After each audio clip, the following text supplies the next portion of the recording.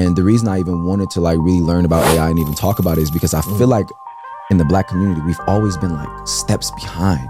Coming up on the Melanin Money Show. How can we give out more solutions at an even faster pace without me doing as much work? Right. Technology was never designed to replace people. Exactly. Technology was designed to increase efficiency. The ability to make more excuses is just getting lessened. People actually with AI have the opportunity to make the same amount of money but do less work because it's business owner. We're not tracking your hours necessarily. We just want to get the job done. Because it's something that's going to be around for the rest of our lives. Like that's going to be the one thing that takes human evolution to the next level. And I think if we don't learn how to use it fast enough, we just going to be behind again. And that's the unfortunate part.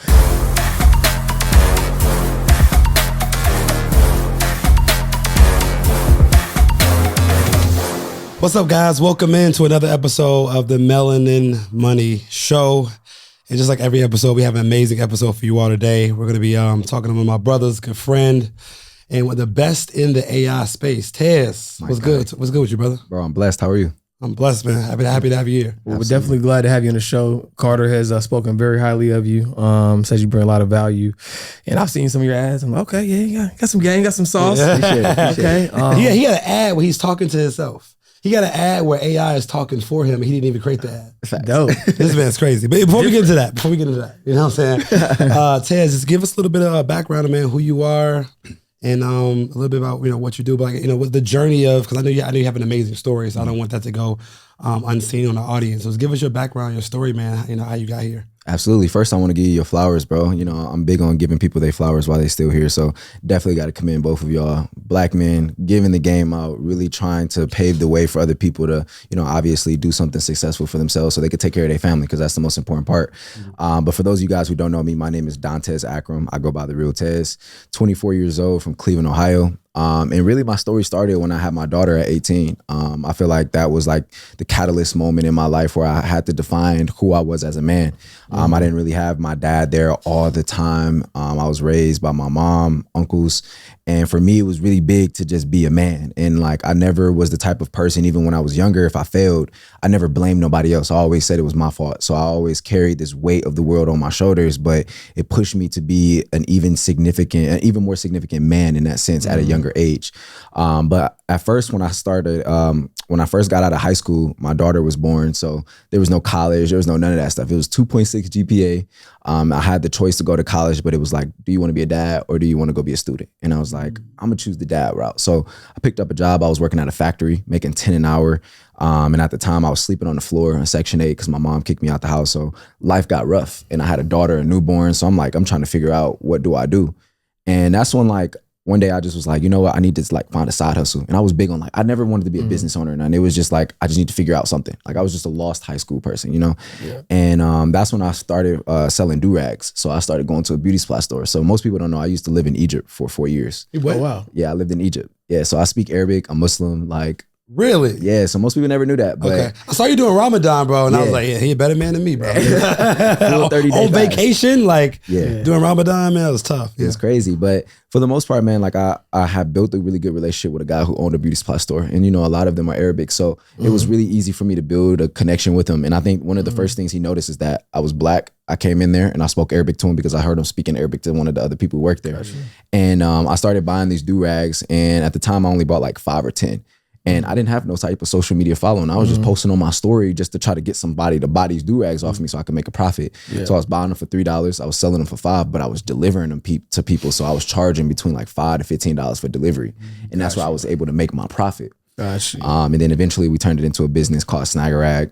Scaled that business, started my clothing brand One Love, gave my daughter 50% ownership, scaled that business, started a Discord community because people kept asking me yo, how do I build my own clothing brand? All right, I said, cool, I'm gonna give you all the game. And at the time, most people were selling courses for thousands of dollars. And I was like, you know what? Entry level coming in $25. And then we did over 6,000 people in our first 6-7 months, just from buying a $25. And then I kept realizing there was different problems that needed to be solved. So I just dropped course after course after course, solving each problem. But then I just noticed that my results started going up so crazy from the students. And then eventually we got up to 9,000 members in our Discord right now. All of them thriving with their brands, sports betting, stocks. And that's kind of how I got to where I am now. After that, AI was really how do I automate everything that I'm doing, but how do I take my level of knowledge to the next level? Got you. Yeah, because AI is a very hot topic right now, right? Everybody's talking about it. Of course, the one that most people know about is ChatGPT. But I'm sure you're familiar with the breadth of the AI space. So tell us about kind of like what you're seeing in AI and kind of how you're using it today in your business. Yeah, I'm realizing like a lot of companies are now starting to adapt it even faster than I thought they would probably. And obviously because I think what most people think, like they don't think about the reduced cost feature of how you would adapt to utilizing AI. And I think when people think about AI taking their jobs, they're not thinking about the business owner's standpoint on this, because our job is just to be more profitable. So from my standpoint, now that I'm kind of looking back at things, is really just like, how can we give out more solutions at an even faster pace without me doing as much work? And the reason I even wanted to like really learn about AI and even talk about it is because I feel like in the Black community, we've always been like steps behind. On everything. On everything. Yeah. And it was just kind of like, you know, I feel like, you know, I'm young, and I think I have a pretty good hone in on my audience. And it's just like, I have a lot of young people. So how can I get them this information? I can help them get to the next level. So I break down ChatGPT. I break down what AI is and why you would even need to know about it, because it's something that's going to be around for the rest of our lives. Like that's going to be the one thing that takes human evolution to the next level. And I think if we don't learn how to use it fast enough, we just gonna be behind again. And that's the unfortunate part. And I always like joke with like my friends, like, you know how in our parents' generation, like, or my parents at least, I'm a little older than you, how they like weren't as like in tune with technology and they needed our help. And we laugh at that. But get them a phone, you have to set it up for them. Like, you know what I'm saying? Like you might laugh at that, but like this could be you, but even worse, because technology has advanced dramatically since that era. So I think it's so important for people to understand the evolutions in technology and how they can, you know, adapt to it. Yeah, I mean, I think we have to take a step back and kind of look at how things have operated in the past. You know, even if you look at clothing, right? Like all the stuff that was in back in the 80s and the 90s is coming back in now. Yeah. True. So it's the same thing with business. You know, even with Blockbuster, there was Netflix, you know what I mean? Before it was radio, and then there was the internet, and then there was television. And then it's like, this is just something that we need to learn the cycles of how business works. And over a period of time, how can we step in and solve a problem so our families and the generations after us can take advantage of the fruits of our labor. Yeah, absolutely. One question that's not directly related to AI, but I think is important for our audience. We like speak to like a lot of entrepreneurs and stuff like that. I feel like we live in a screenshot era where it's like, if you said this before, but you're doing this now, like they try to, you know, make it seem like you're contradicting yourself. So how have you been able to take the ownership of doing something, being successful at it, and just deciding to pivot without feeling like, man, like people knew me for selling clothes, or people knew me for do-rags. Now they know me for AI, without people feeling like you're like just, you know, all over the place. Yeah. I think, you know, honestly, that was one of the hardest maneuvers. And I remember you were stressing out about it, bro. You're like, bro, God, I want to make this shift, but I don't know how. I'm like, bro, if this is what you want to do, you got to just do that joint. You know what I'm saying? And I realized, you know, there's very unique things about myself and about you, and everybody has their unique thing that they bring to the marketplace.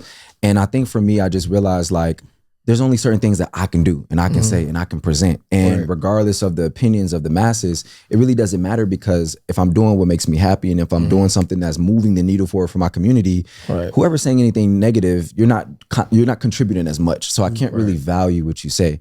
And for me personally, you know, managing a bunch of different businesses required me hiring on a bunch of people. So like we have over 20 people that work with me now, and it's kind of difficult to manage all of those things and then keep this business at this point and this business at this point, and then, you know, still get this one to get to this point. Like it's a lot of maneuvering, but I think like that's what I was built for. I think a lot of people say, you know, start with one business, and I fully agree. Now that I've had the 5 years of entrepreneurship and I've been in, I've made a lot of huge mistakes, but I've made a lot of money and I've lost a lot of money. Now that I realize it, that's the best way for most beginners. But once you get to a point, like if you're very ambitious, like some of us, like where we can manage a couple different things, you may not be great at it, but most people never look at the long term. You know, if I dedicate 10 years to focusing on these three things I could possibly exit. You know, that's something that I'm in talks with right now, is exiting my Discord community. You know, it's like, you know, and people don't talk about 6-7 figure deals and doing stuff like that. So it's like, it's just being able to think farther than just 1 year from now, 2 years from now. I'm always thinking 3 to 5 years from now. Yeah, and it's hard for people to think that way, because it's like, at the end of the day, like, got to pay the bills today, or it's like, this is what's right in front of me. But and if you believe that you're going to be here for the next 5, 10, 15 years, you have to put effort into understanding how can I start to build what that's going to look like today. But it's not an easy feat. I commend you at 24. 24 to have that foresight that speaks volumes of who you are as a person. I appreciate it. Since I know AI is a new space, we typically don't get like super deep and tactical in the podcast, but I do think it would be helpful to highlight some of the more prominent tools that you feel like people should know about as they start to explore in their journey of learning more about AI. Yeah, and real quick before that, because I know you got hella apps, but like some people are scared of this, right? And I want to shut that fear down. Absolutely. Because if they don't, they're not gonna listen to the game you're about to give. So like you said something we spoke at my event the other day, like AI won't replace people. People that know how to use AI will replace people. Exactly. So like AI, it won't replace you if you learn how to use it, right? So I think it's so vital what you're doing because you're teaching people how to steer the car and not just let it go out, go off road. So I want to commend you for that. And also like, what can you first tell somebody who's scared of AI to get them to like want to start adapting it? I've realized that a lot of people, when they usually fear something, is because they don't know anything about it. Exactly. And you will actually, I promise y'all, like, man, like I really try to get on these podcasts and really try to like figure out what can I say to like sink in somebody's brain, like plant the seed. If you just go do research for like just 2 hours, just on like how to use ChatGPT, that one thing, once you learn it, you're gonna be like, yo, like that's mind blowing. Yeah. Like everything changes. I never write emails no more. I don't have to hire somebody to write an email. Even the email team that I use now, they use AI to write. It's not that I won't go hire the person who's gonna do it, but it's just that I know that this is gonna be it's gonna convert better for me. Yeah. Right. It's gonna make your job easy to do. I don't care how long it takes you to get your job done. Just get the job done right. Yes. Right. You know what I'm saying? And be able to exponentially increase the output, right? Because before you might be able to charge me $1,000 for 10 emails, like, bro, that's dead, right? That's super dead. Now, I'll still hire you to manage it, right? But I'm not paying you $1,000 for 10 emails. Absolutely. And I think people who are working 9 to 5s, or if you have your own business, it's a way of lessening the amount of work, increasing your ROI for your business, because when you work for somebody or something like that, your end goal is and their end goal for hiring you is to increase their overall bottom line. Right. And I think the faster we understand that we can increase our own bottom line by utilizing these things, and I don't mean just by money, I mean by your level of knowledge. If you learn how to ask the right questions, and that's one of my favorite parts about AI is it's all reverse engineering. Right. We are in right now in today's society, we're always forward thinking, but we never look at like, okay, well, this was the solution, but how did they even get there? We never look at the steps before they even got to this solution. And I learned this a lot from Alex Hormozi, is his ability to break down a solution or break down a problem into little minuscule things, and then working backwards on solving that problem. Right. And I think that it changed everything. Like this, and this is how it happened within the last 8 months of me like really like reprogramming how I think. Now all I'm doing is asking the right questions, and I'll find the right answer at some point in time. You said something, and I think actually I'm probably going to butcher it, but it was from Alex Hormozi too that reminded me of something he said.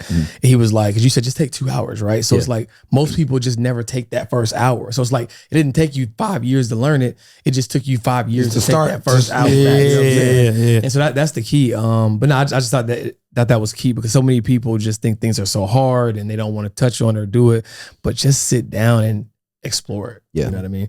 But yeah, so back to the tools, right? Like what are, and I don't want to oversimplify it, but I do think if people could understand some key things that could benefit them in their business or their life that they're just unaware of, I would love to hear you share some of your top picks. Absolutely. So I think AI tools are very prominent right now, just because it's able to even, we spoke yesterday with, what's her name? Elise, I think. Elise Swopes, yeah. And she was talking about Jasper AI, and that's primarily for content. But I think a lot of the older people right now, they feel like they can't build a good business or work smarter, or they're just not tech savvy and things like that. And I realized like these are the solutions specifically for them and for the newer people to be even more advanced by using these things. So it gives everybody an option to do better. Right. And what I've realized is that like all of the different tools that I personally use, like if I wanted to clone myself, right? Like if I don't want to make content anymore myself and I want to just take a picture of myself and have it talking, you can use this this AI tool called D-ID. And basically you upload an image and then you speak to it, whatever you want it to say, and then it'll literally take your mouth and it'll say it.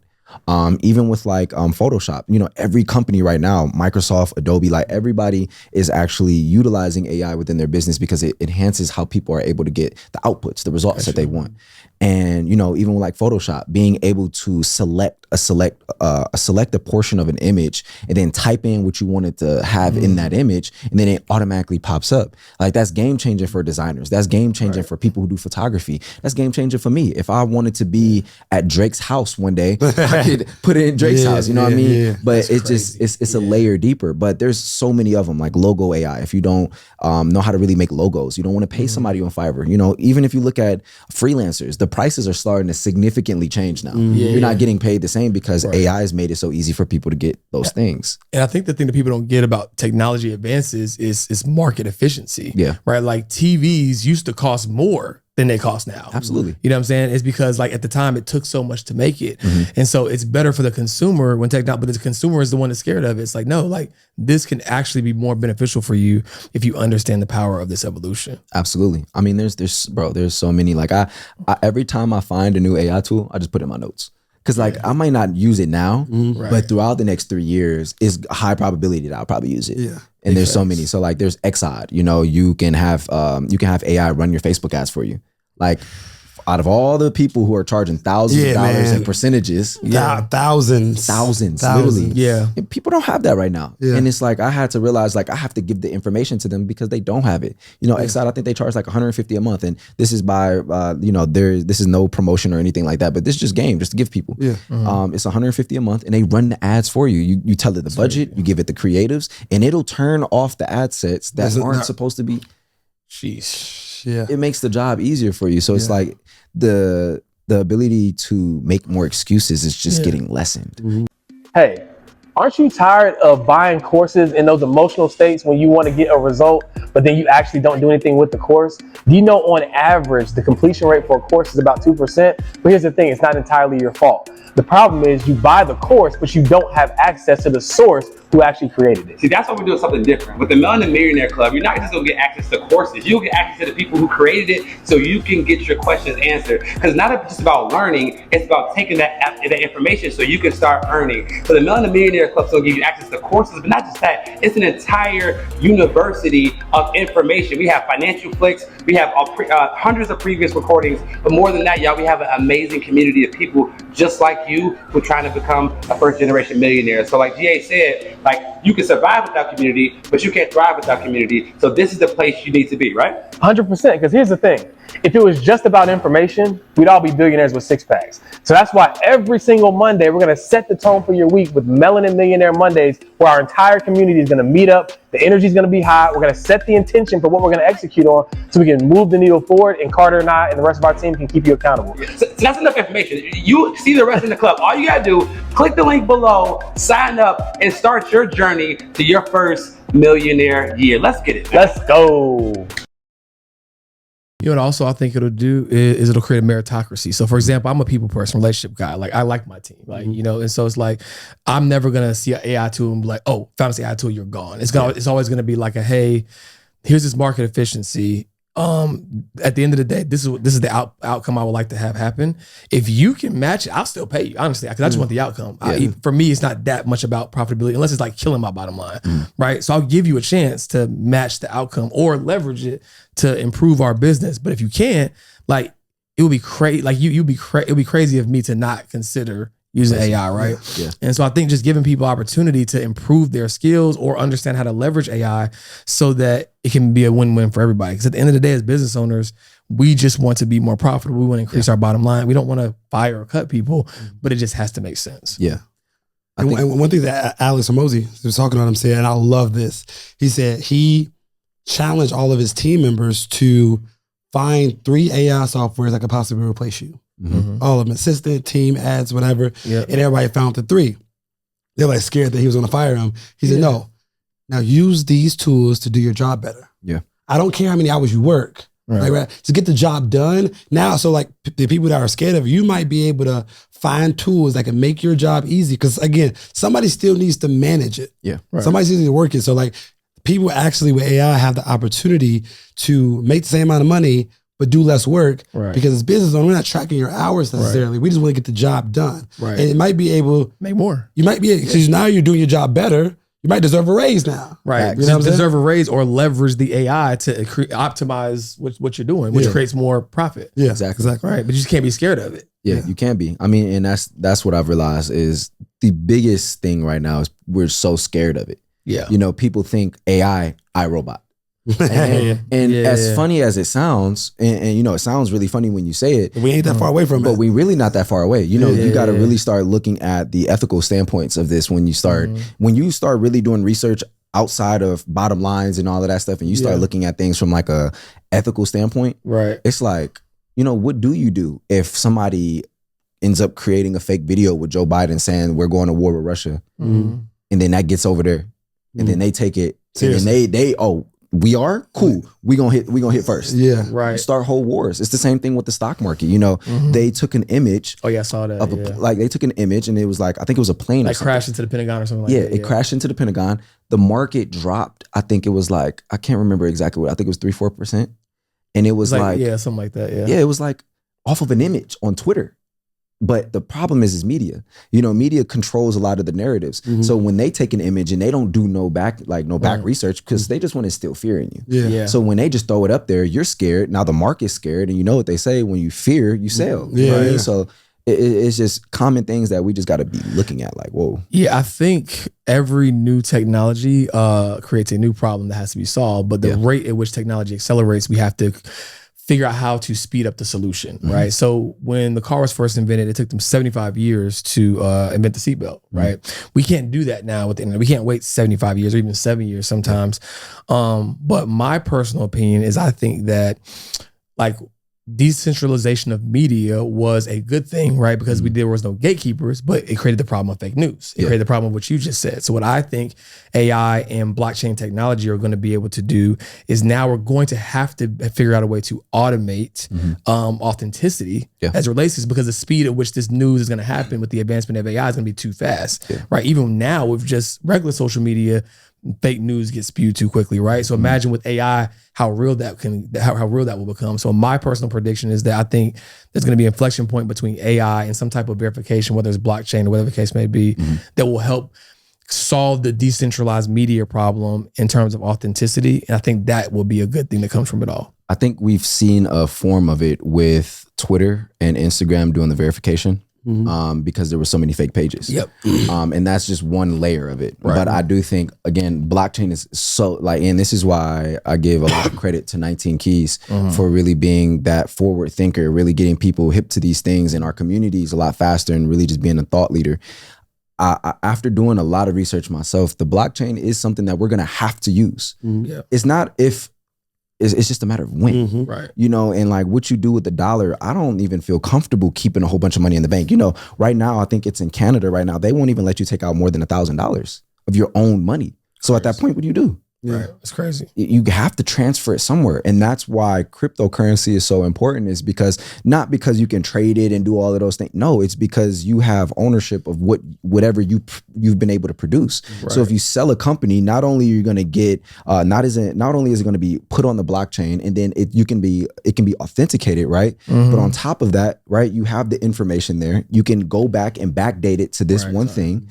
But on top of that, it's just like you have ownership of what you own. And it's like right now you think you own $100,000, but you can't go take 100,000 out. Right. And Julian just posted something about that. He had to go like 3 or 4 different banks to get his money. Yeah, it's crazy. Sick. I mean, and then you gotta think like, and this is the crazy part. You know, I talked to it with a couple other financial people, and they were saying like, okay, well, what do you do when they make their own coin? And then they try to minimize what you do with all the other coins, and then they have complete control of you. And that's why I think, you know, without being like too crazy, saying something too crazy, you know, doomsday. Yeah. But that's why I do be feeling like, you know, the government, you got to keep an eye out on stuff, man. Like, I mean, obviously we don't have to go do this conspiracy theory, but when they came out with their own version of Cash App or something. Oh, Fed Now or something like that. Yeah, then the owner of Cash App died the same day, so he's got to be, cognizant of that stuff. But on a more positive track, right? Yeah, for sure. Yeah, go down the rabbit hole. Listen, we just listen. Yeah, come for us. Yeah. But now, what have been some significant ways that you've used AI to help your clients or customers or help your business owner friends? What are some of the best ways you've leveraged AI to help others, I guess? Absolutely. So number one is enhancing product descriptions. Okay. I'm in e-commerce still. So I had to go through and look at all my descriptions for my products. And I asked it, based off the description here, what would allow my product to convert better if you just looked at this one layer, enhance it, make it better. That's number one. Number two is emails. I think a lot of people sleep on emails. I think the third one too is even more important than the second one is text messages. More people are opening up text messages than emails right now. Big facts. So how can I make my hook so good without me thinking so much? Because for me to sit down and come up with a banger hook might take me a little minute. But for me to sit down and ask ChatGPT to give me 25 different hooks, it could take 2 minutes, less. So that's another way we've been able to do it. Also sales pitches. Within my sales team, if our pitch is just off, we'll go through and have AI actually look over it. They're coming out with certain AI tools where you can have it look over an entire website. And based off of a heat map, it can tell you exactly like dropping off. Exactly. So where's the drop off on here? How do we enhance it? Okay, well, you completely clip this, or you change this word, or you maybe instead of putting this video here, you put an image here so they can scroll right past, and then you put the video down here because it's not a necessity. It's not going to help your conversions. So those are just a couple of different ways. That's fire. Yeah, that's fire. I know Alex Hormozy. I watched one of his videos as well. I watch a lot of his content. I really love him. He uses another form of DID where basically, I think it's Synthesia. I think he uses basically like just AI versions of you, right? And basically in emails, he has a voice recording. So basically, he says people's names, but it's never him making it. He sat down, made it once, and then you have thousands of these videos being sent out through emails. Hey, Tez, we're really excited to work with you, and we have your interview coming up. But it's not him actually talking. You know what's funny? Because we can technically do that right now, and it works so well. Here's a hack for entrepreneurs. If you see somebody who's great at marketing, let's say email marketing, right? Hack their email marketing, like just subscribe to whatever they got. Yep. Pay attention to their emails. And eventually you're gonna see one like, ooh, I could use that. So I did this like 8 months ago. So we have like a membership community. And one of the emails was from the founder of that community. Like when you sign up, it says, hey, thanks so much. I was checking my emails and I saw that you signed up and I just had to reach out. Now we know, right? He didn't see it. Subscribe. I just had to reach out and wanted to say hi and copy this part of the message and shoot me a DM on Instagram so we can connect further. And when I tell you I get so many followers and messages from that because of the personalization. Now imagine if that was video or an audio note. Yeah. You know what I mean? Like that would be super powerful. So I'm gonna try to figure that out. Yeah, facts. You showed us an interesting way or how to use ChatGPT. We spoke at my event yesterday, and I never thought about doing this, but you said before using ChatGPT, you have to frame it so it knows how to think. Exactly. Because you can't just let it think wildly because it won't give you the right answer. So can you just go into that, like how, before you ask it a question, you teach it how to think so they can give you a better answer? Absolutely. I think right now, we're very, I think humans right now, we're just very simple-minded when we go use AI. And this is why OpenAI and the people who work within OpenAI and the people who are creating these algorithms, these patterns, and these just new AI features. This is why they're so forward thinking, because they ask the right questions, but they also give it, like you said, a framing. So one of the very first things you should do when you're opening up ChatGPT and using it is first typing in, take the role of blank. So for example, I told you guys about it yesterday during the mastermind. It was, I decided I wanted to do a Lil Wayne song because I seen my guy, Robert, shout out to him. He did a video of Kanye West rapping, but it was his voice. So I was like, all right, let me try the same thing, right? And then I basically told ChatGPT to take the role of Lil Wayne, create a song talking about investing, and do it within 500 words. So it spat out a song. I went to the mic, I spit it out. Then I used a voice changer, Deep L, translated my voice to Lil Wayne's because they already have his voice on there. and then you have a Lil Wayne song. But the thing is like now if you're able to do this, you can do that with Drake, you can do that with Kanye, you can do it with dead artists, right? And I talked about this on one of my YouTube videos. It's like what happens, because labels are already doing this crazy right now, right? But what happens when you not paying attention to these contracts? You sign a contract and they own rights to your entire voice. So when you die, they still make money off of you. Is that not like that's crazy. Yeah. So we can keep spitting out new music, but the thing is the algorithm doesn't know any better. So when you post it on YouTube and you just put an image of Drake with, you know, and you can go do that with Midjourney. You know, you can say Drake with a turban on, right? And then it'll give you an image of Drake. You put it as the video thumbnail of the video, and it's just sitting there. And then you play the AI song that you just made, but you're gonna make money from YouTube because people like the song. Right. And there's no way for, and this is the even crazier part, if you take it a step farther, you know, it doesn't just stop there, right? You can literally hone in on exactly what people like to hear. So now you make perfect music.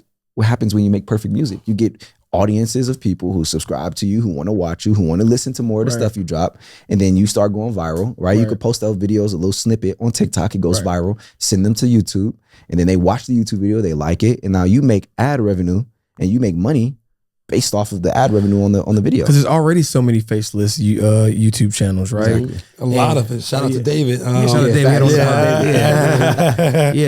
That already, that's crazy. Damn, you got kind of got me. I'm not a man for lost for words often, but that's crazy. But I mean, it just shows you like the power of evolution and it's sure there's like a small percentage of like music purists who are like, no, if this is not the real Drake, I'm not gonna listen to it. But at the end of the day, people are self-interested. So it's like, if I like the music, especially like if the artist is no longer here, I want to still listen to that artist, right? And that's what we got to realize. People think that, no, people are going to want to only listen to the artist. No, they want that vibe. They want that energy. Exactly. And if we can still get that, even when they're not here, sad to say, right? And that's a testament to the artist. You so good, bro, that even when you're not here, we want AI Drake. So that's crazy. That's powerful. There's so many ways that this can go. I think too, it's like, if you look at human interaction when you in the car, say like you got 4 of your boys in the car, and you looking for that song, that banger, and then you want to play something they don't know, so then you put on one of these AI songs.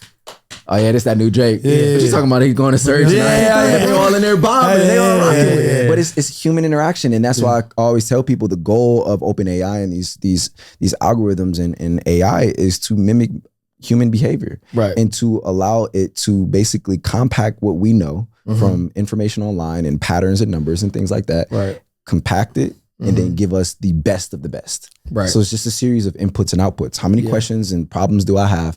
How many different answers and solutions can I get out? And the thing about people got to realize about technology, at its core, technology was never designed to replace people. Exactly. Technology was designed to increase efficiency, right? A fork is technology, so you have to eat with your hands, right? So people don't realize each evolution of technology is how can it make humans more efficient so that we aren't a slave to capitalism, right? Like if we can figure out ways to make money more efficiently, then we can live our life. We can spend more time with our family, but you have to look at it that way. So that being said, what are maybe a few ways that somebody listening to this podcast right now can maybe consider start making money from AI?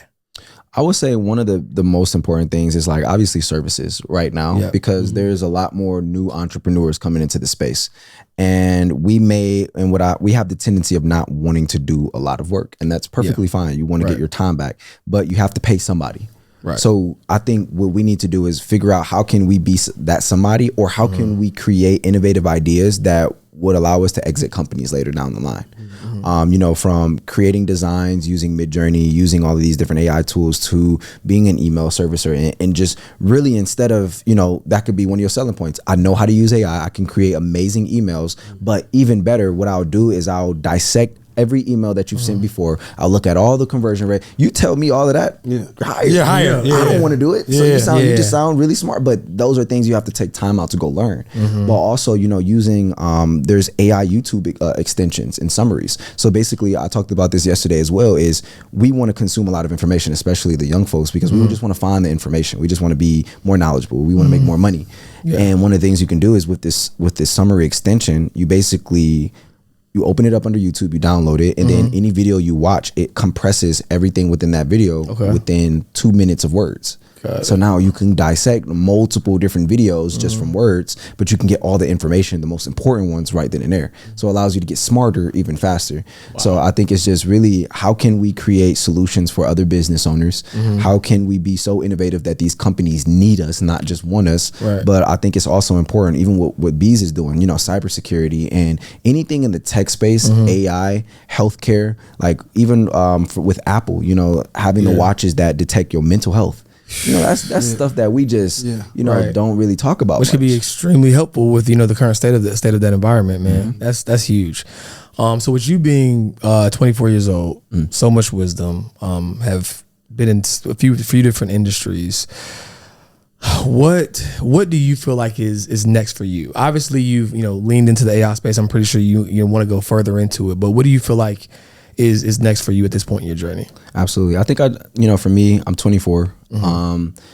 Everyone I'm around is older than me. They make more money than me, and I feel like I'm in a great space right now. Mentally, I want to get even better with myself. I want to be an even better dad. I think that's something that is very important to me because I dedicate a lot. You know, being an entrepreneur, you dedicate so much to your baby, which is your business. It's your first baby, right? It's my first baby, and then you actually have a real baby that needs time. And for me, my main goal is, you know, I've been investing in stocks since COVID, and that was like, you know, building my brands and things like that. Most people would have, you know, you'd get a $40,000 check from your brand. You know, you do 30,000 in a day or something. You take that money and then you go splurge. But for me, I was putting 25,000 into the stock market, 30,000 into the stock market. This is on a week-to-week basis.